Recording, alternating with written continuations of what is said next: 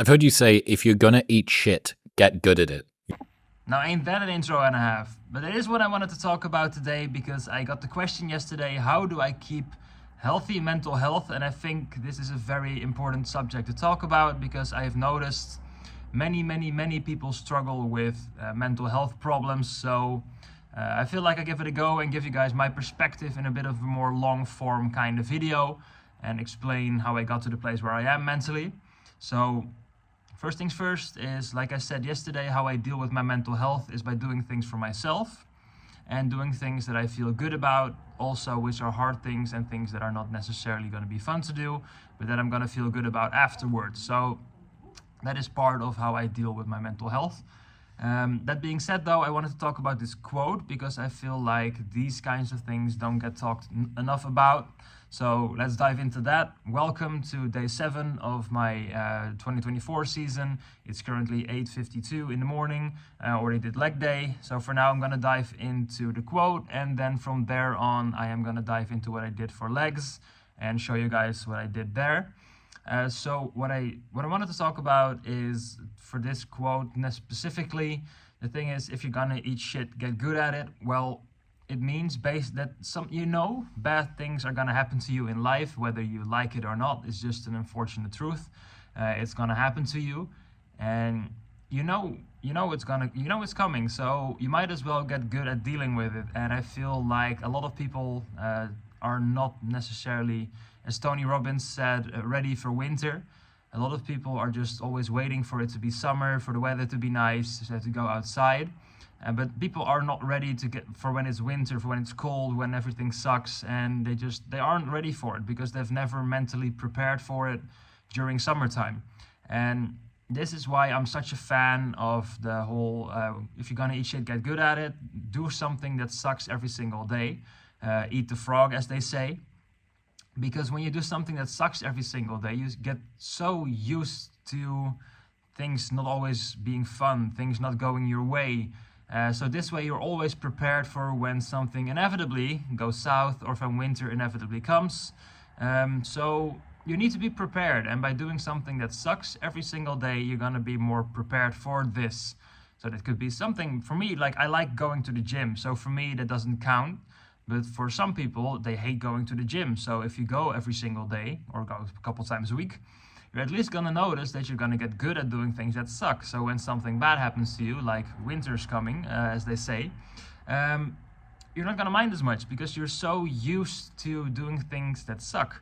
And this could be taking cold showers. This could be not having the junk food that you want. This could be going to bed on time where all your friends are out partying. You don't know. But it is one of those things, something that sucks, something that you don't want to do, because this is going to help you develop just as a person and going to make you a more resilient human being. And you're going to get so used to, as he quotes, eating shit, that you're going to get good at it. And then when something happens in your business, in your life, you're able to deal with it.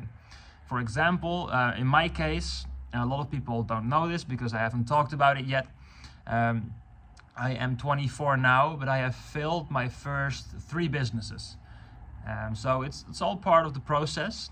When I was, I think, when I was 17 or 18 years old, I wanted to open my own personal training gym, kind of like I have now. So I kind of went back to what I wanted to do initially in the first place. I got everything ready, my business plan, everything was sorted, but because I was 18 and I didn't have any track record or whatever, nobody wanted to lend me the money that I needed to start the business. So I tried. A lot of different banks, a lot of different, people, just investors, whatever. Nobody wanted to borrow me money. So in the end, I had to give up on that dream for now, of course, because I did end up doing it anyway. So that was my first business that failed. My second business was with a good friend of mine. We wanted to start a company which is kind of like a meal prep company. So you basically, you could order breakfast and dinner pre-made. All you need to do was eat or heat it up. And this way you could basically order healthy meals and stay healthy while you're busy, like a lot of people tend to be. So that was the whole business plan. So we started off, made a business, we have a chamber of commerce here where you need to basically sign up your business so it's all registered.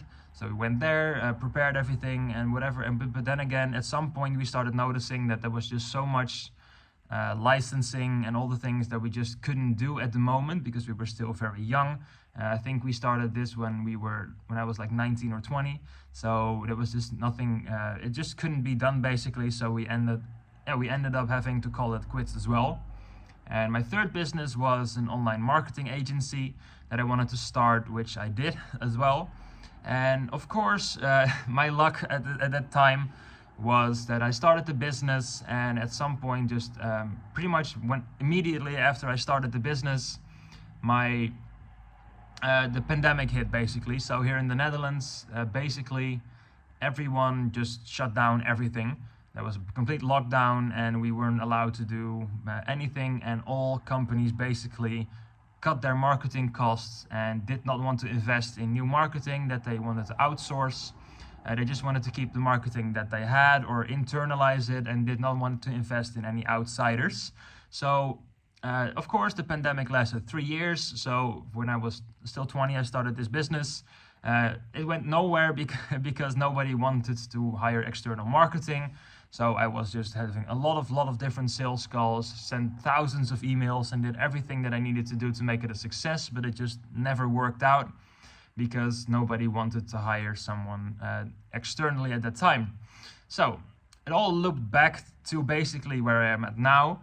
And now at the moment, because I'm so used to rejection, not getting what I want, basically all the things, I run my own business now and it's going very good. It's going very splendidly right now, very steady, doing good because of all the skills that I learned throughout the years. So getting good at eating shit basically made me able to do the things that I can do now. So if I really want to right now, I can run a business, do my own marketing. I know everything about nutrition. So basically I can do everything. So I've learned all the skills that I needed to learn from the failures that I've had in the previous 6 years. So getting good at eating shit actually does have some benefits. And I wanted to talk about this because I feel like, one, it's fun to share some more of my personal stories with you. So you know my background a little bit more, and as a lesson as well, because like I said, it's taken me 6 years to eventually get to the point where I am now. And it's the same with my physique as well. It's taken me years of doing stuff wrong, doing different things. And right now I'm good and I'm happy where I'm at. But it takes a lot of time. And working out is the same way. I had to do it for years to get the body that I wanted, even though you don't want to do it all the time. So whatever you want in life, you have to get good at eating shit, because if you don't, you're never gonna get there in the first place. So this is business-wise basically how I got to where I am now.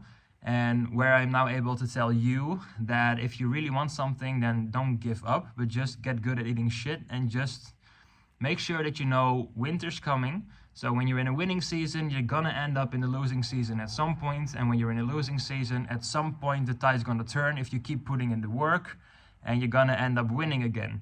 But it's gonna take time, it's gonna take effort, and you're gonna have to eat a lot of shit in the process. So just know that. That being said though, time for leg day. So what I did for legs is I started off with leg extensions. Then I did 3 sets of 15 on those. And on the last set, I did a drop set. So lower the weight and then just immediately keep going. From there on, I started doing hamstring curls. So I moved on and did 2 sets of, 1 set of 15 and 1 set to failure. So basically pushing everything out that I can, including some partial reps to really push my hamstrings. Because Wednesday I have a separate day where I really focus on hamstrings. From there I moved on to a leg press, full range of motion. So basically putting my knees behind my ears and really pressing, putting in the weight. So I went as heavy as I can for 2 hard top sets. And from there on I moved on to elevated Bulgarian split squats. So basically you put your feet on the bench, then you did and put your front foot on something elevated as well, so you can get like a crazy range of motion. And this way I did 3 sets of 10 reps per leg, which basically destroyed everything I had left in my legs, because my working sets tend to be very, very tough. So I did that, and then from there on I did some calves. I did 2 sets till failure, and that's kind of what my leg day looked like. It was pretty brutal. I could barely walk after, but it was a lot of fun regardless. So do whatever you want to do. If you want to do it as well, make sure to give it a go and let me know how it went. I think for now it's Sunday, so I'm gonna have a nice relaxing day. Gonna spend some time with my dad later on. I do that every single week. I always spend some time with my dad in the weekends because I feel like that's very important to do. So if you're not spending enough time with your family, please make sure to do so, because it is very important to spend time with your loved ones. From there on, I'm just gonna enjoy the rest of my day, relax for a little bit, walk my dog, maybe go to the woods or whatever, and just have a nice relaxing Sunday. So I hope you guys have a great day as well, and I will see you all tomorrow.